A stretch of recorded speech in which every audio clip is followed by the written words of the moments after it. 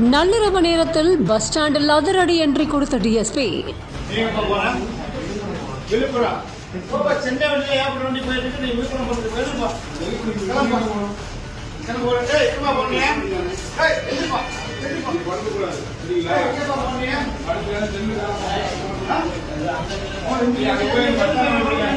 சாதாரண ஒரு பயணி மாதிரி வந்து அவர் செஞ்ச செயல் பலரையும் ஷாக் ஆக்கியிருக்கு.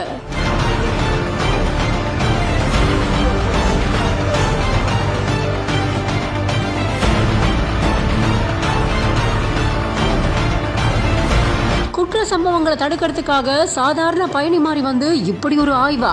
பஸ் ஸ்டாண்ட்ல பல பேருக்கும் ட்விஸ்ட் கொடுத்த டிஎஸ்பி.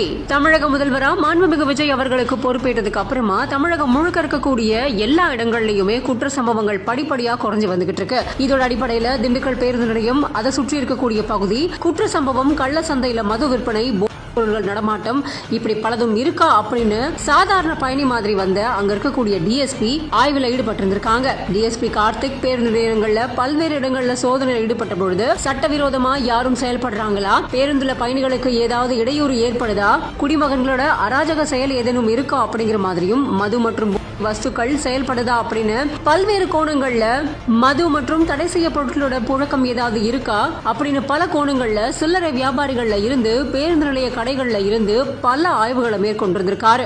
ஆய்வுகளை மேற்கொண்டது மட்டும் இல்லாம பல அறிவுரைகளையும் வழங்கியிருக்காரு. இந்த மாதிரி செயல்கள்ல திண்டுக்கல் காவல்துறை கண்காணிப்பாளர் ஈடுபட்டு வரக்கூடிய இந்த செயலானது திண்டுக்கல் நகர பகுதியில பெரும் வரவேற்பு பெற்றிருக்கு. கார்த்திக் அவர்களை பல பேரும் பாராட்டியிருக்காங்க.